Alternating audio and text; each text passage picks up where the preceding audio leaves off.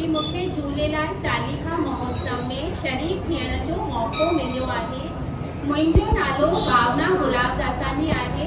मां सरकारी स्कूल राजकीय बालिका उच्च माध्यमिक विद्यालय मालवीय नगर सेक्टर 2 में सिंधी विषय की अध्यापिका आहियां।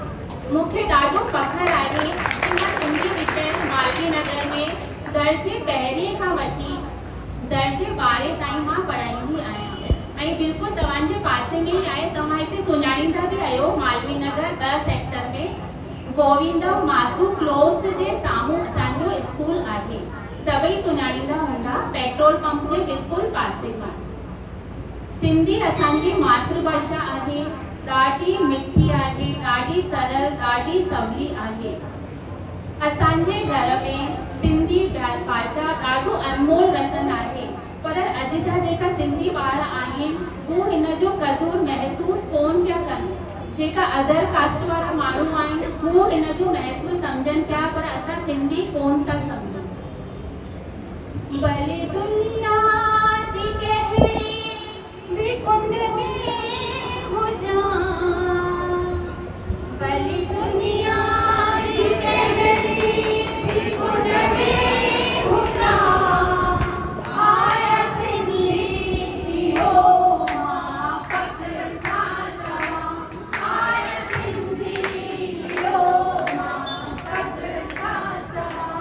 बोलिया बोली मिठी, बोलिया बोली मिठी, गीत सिंधी गाया, मां सिंधी आहियां, मां सिंधी आहियां, मां सिंधी आहियां। तव्हांजी सिंधी जिते कॾहिं सिंधी जिते मां त सिंध सां मिलां, मां सिंधी आहियां, मां सिंधी आहियां, मां सिंधी आहियां। अब्बा ॾाॾा मुंहिंजा याव सिंध में हुआ, अब्बा ॾाॾा मुंहिंजा याव सिंध में हुआ, खणी ॿोले सिंधी सारे जग में हलिया, खणी ॿोले सिंधी सारे जग में हलिया। गॾिजे सिंधी जिते, गॾिजे सिंधी जिते मां त सिंध सां मिलां, मां सिंधी आहियां, मां सिंधी आहियां। झूलेलाल चई, झूलेलाल चई, छो न चई तूं आहियां, मां सिंधी आहियां, मां सिंधी आहियां, मां सिंधी आहियां। जय झूलेलाल। सभई चओ जय झूलेलाल। सभी सम्मानीय हिते जेका भी मुंहिंजा भाउर वेठा आहिनि उन्हनि खे सादर नमस्कार। आदरणीय सिंधी पंचायत ऐं मुंहिंजी सभी भेनरूं ऐं सभिनी नंढनि ॿारनि खे बि सादर नमस्कार। मां तव्हांखे ॿुधाइण थी चाहियां कि हिते मालवीय नगर में राजकीय प्राथमिक विद्यालय सिंधी अनाज मंडी 1 सेक्टर में दर्जे 1 खां 5 ताईं सिंधी विषय संचालित आहे। हिन खां पोइ 6 खां वठी 12 ताईं राजकीय बालिका उच्च माध्यमिक विद्यालय मालवीय नगर सेक्टर 2 मासू क्लोज जे साम्हूं हिते भी सिंधी विषय संचालित आहे। जेकी असांजी राजस्थान सिंधी अकादमी सरकारी संस्था आहे, उहा सिंधी पढ़ण वारनि सभिनी ॿारनि खे हर साल 1000 रुपए छात्रवृत्ति ॾींदी आहे। असां जेका सिंधी माण्हू आहियूं, अधिकतर ॿार सभु प्राइवेट स्कूल में पढ़ंदा आहिनि, वॾे वॾे नेम ऐं फेम जे पुठियां भॼंदा आहियूं। सरकारी स्कूलनि में असां पंहिंजे ॿारनि खे कोन पढ़ाईंदा आहियूं, तॾहिं बि असां सिंधी पढ़ी सघूं था।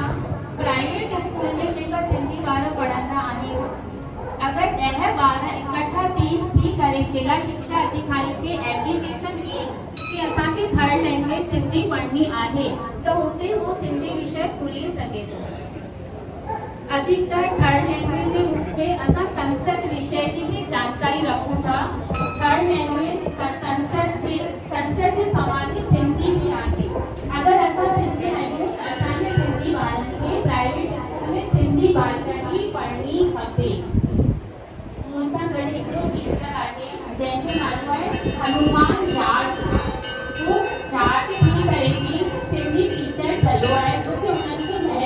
कंदो आहे। हिकु ॿियो मूंसां साथी आहे श्रीमान बंशीलाल वैगर जी। वो भी वैगर जाति जा थी करे सिंधी टीचर ठहिया आहिनि। ॿ मुसलमान भाई भी आहिनि मूंसां गॾु जेके सिंधी भाषा जो महत्व समझी करे सिंधी टीचर ठहिया आहिनि। जॾहिं मां 2012 में सिंधी विषय जो इम्तिहान ॾिनो हो तो पूरे राजस्थान में 8 वैकेंसियूं निकिती हूँ सिंधी जी, पर ॾियण वारा जेके माण्हू हुआ हू सिर्फ़ 4 ही हुआ। 4 सीटियूं खाली रहिजी वयूं। छो कि सिंधी माण्हुनि खे अञा बि सिंधी भाषा जी जानकारी कोन्हे। तव्हां सभिनी खे सुजाग थियण जी ॾाढी ज़रूरत आहे, ॾाढी। तव्हां पंहिंजे ॿारनि खे प्राइवेट स्कूल में भी सिंधी ही थर्ड लैंग्वेज जे रूप में पढ़ायो। सिंधी असांजी मातृभाषा आहे। अलाए छा किताबनि में न रहिजी वञे सिंधी, अहिड़ो कमु पाण खे कोन करणो आहे। सिंधी भाषा खे जीवित रखणो आहे ऐं जीवित रखण लाइ पंहिंजे ॿारनि खे सिंधी विषय पढ़ाइणु ॾाढो ज़रूरी आहे। सिंधी टीचर कीअं थो ठही सघे इहो प्रोसीजर भी मां तव्हांखे अॼु ॿुधायां थी। तव्हां पहिरीं अगरि तव्हां 10 ऐं 12 में सिंधी विषय कोन पढ़ियो आहे त भी कोई दिक़त कान्हे। अगर ग्रेजुएशन में भी न पढ़ियो आहे त भी का दिक़त कान्हे। महर्षि दयानंद सरस्वती यूनिवर्सिटी अजमेर आहे। हुते सिंधी में जेका ग्रेजुएट आहिनि वो ग्रेजुएट भी BA एडिशनल सिंधी करे सिंधी टीचर ठही सघनि था। हिन जी क्वालिफिकेशन आहे B.Ed। पहिरीं B.Ed करणु ज़रूरी आहे। B.Ed करण खां पोइ BA एडिशनल सिंधी करणु ज़रूरी आहे। BA एडिशनल सिंधी 1 साल में ही थी वेंदी आहे। BA एडिशनल सिंधी करण लाइ 2 सालनि जी ज़रूरत कोन्हे। ऐं तव्हां चाहियो त ज़रूरी कोन्हे तव्हां रेगुलर कयो, तव्हां नॉन कॉलेजिएट थी करे भी करे सघो था। सिर्फ 6 पेपर थींदा आहिनि। हू 6 पेपर ॾियण लाइ तव्हांखे MDSU अजमेर यूनिवर्सिटी में वञिणो पवंदो। अगर तव्हां BA सिंधी में करियो था त नीट परीक्षा थींदी आहे राजस्थानी कर्मचारी चयन आयोग द्वारा। हुआ परीक्षा उत्तीर्ण करे तव्हां लेवल 2 सिंधी अध्यापक ठही सघो था। हिन खां पोइ अगर तव्हांखे वरिष्ठ अध्यापक सिंधी थियणो आहे त RPSC जी वरिष्ठ अध्यापक सिंधी परीक्षा उत्तीर्ण करे उन लाइ भी BA ऐं B.Ed ज़रूरी आहे। BA सिंधी में ऐं B.Ed कहिड़े भी सब्जेक्ट में। B.Ed पाण कहिड़े भी कॉलेज में करे सघो था पूरे इंडिया में, किथां भी करे सघो था। ऐं BA सिंधी जेका आहे अजमेर में थींदी आहे ऐं हिकिड़ी उल्हासनगर में थींदी आहे। उल्हासनगर में सिंधी विश्वविद्यालय आहे, हुते भी थींदी आहे। ऐं ॿियो पंहिंजे राजस्थान में सिर्फ अजमेर में ही थींदी आहे। अजमेर ॾाढो पासे में आहे, कोई दिक़त कोन थींदी आहे वञण में। हिन खां पोइ असां अगरि MA सिंधी कयूं था, MA सिंधी करे असीं फर्स्ट ग्रेड टीचर यानी स्कूल लेक्चरर ठही सघूं था। अगर असां MA खां पोइ PhD भी कयूं था सिंधी में त असां कॉलेज में लेक्चरर ऐं प्रोफेसर ठही सघूं था।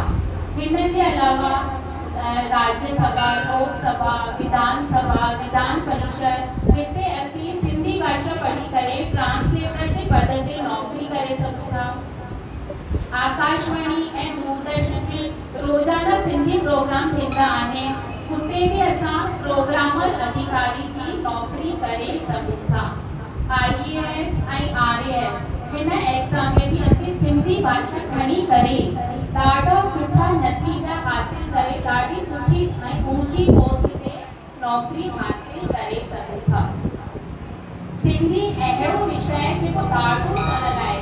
हर विषय जी पंहिंजी महत्व आहे। संस्कृत भी सुठो आहे। थर्ड लैंग्वेज में पंजाबी, गुजराती, उर्दू, फ्रेंच, जर्मन ऐं सिंधी ही लैंग्वेज आहिनि। सभिनी लैंग्वेज जो पंहिंजो महत्व आहे। असां जेका सिंधी आहियूं तव्हांखे प्रण रखणु खपे कि तव्हां पंहिंजे ॿारनि खे प्राइवेट स्कूल में भी सिंधी विषय ही पढ़ाईंदा। छोकी सिंधी अबाणी बोली मिठड़ी अबाणी बोली सिंधी अबाणी बोली मिठड़ी अबाणी बोली तंहिंखे मां कीअं मिसाला जिन जा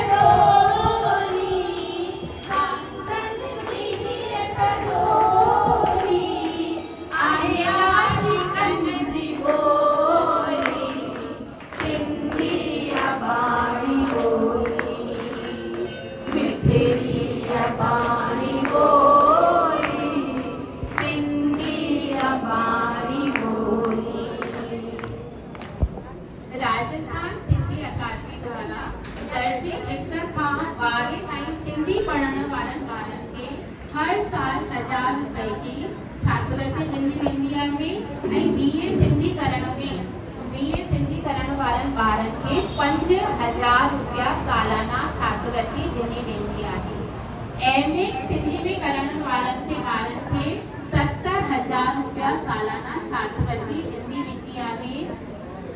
जेके सिंधी विषय जी किताबूं आहिनि असांखे फ्री में पढ़ण लाइ मिलंदियूं आहिनि। राजस्थान सिंधी अकादमी जालाना डूंगरी में वञी करे मिली सघनि थियूं। राजस्थान राज्य पाठ्य पुस्तक मंडल हिते भी असांखे सिंधी भाषा जी किताबूं बिल्कुल फ्री में मिलंदियूं आहिनि। हिन खां अलावा अजमेर में बुकलैंड नाम जी शॉप आहे कचहरी रोड अजमेर ते। हुते तव्हां पंहिंजे पैसनि सां उहे किताबूं ख़रीद करे सघो था। अजमेर में राजकीय महाविद्यालय पृथ्वीराज चौहान कॉलेज आहे। उते दादलानी जी सर परमेश्वरी मैडम जी सिंधी जा लेक्चरर आहिनि, प्रोफेसर आहिनि। उहे हुननि खां बि तव्हां सिंधी जी किताबूं पढ़ण लाइ वठी सघो था। सिंधी पढ़णु ॾाढो आसान आहे। हाणे तव्हां मूंखां प्रॉमिस कयो कि तव्हां पंहिंजे ॿारनि खे चाहे सरकारी में पढ़ायो चाहे प्राइवेट में, पर सिंधी भाषा ही थर्ड लैंग्वेज पढ़ाईंदा। प्रॉमिस।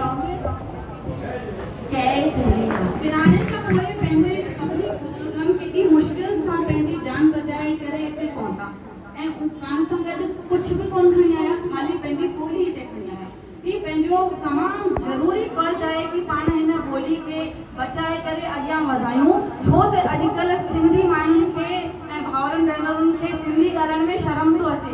पाण हिक ॿिए सां मिलूं था त मारवाड़ी में या ॿी कंहिं भाषा में ऐं ख़ासि करे अंग्रेजी खे पाण वधीक तवजो ॾियूं था। बिल्कुलु ग़लति ॻाल्हि आहे। पाण खे सिंधी अपनाइणु खपे ऐं सिंधी वास्तव में पंहिंजी ॿोली आहे। जीअं अगरि पेड़ पंहिंजी जड़ुनि खे छॾे ॾींदो त कीअं अॻियां वधंदो, ईअं पाण अगरि पंहिंजी ॿोली खे ई छॾे ॾींदासीं, जेकी ख़ाली हिकिड़ी शइ पाण वटि बची आहे, त पोइ अॻियां पाण छा रहंदासीं? पंहिंजो वजूद ख़तमु थी वेंदो। एॾी छा पंहिंजी संस्कृति आहे। सभिनी खां झूनी भाषा सिंधी आहे। हज़ारनि सालनि पुराणी सिंधु नदी सां जुड़ियल पाण आहियूं। पाण खे सोचणु खपे।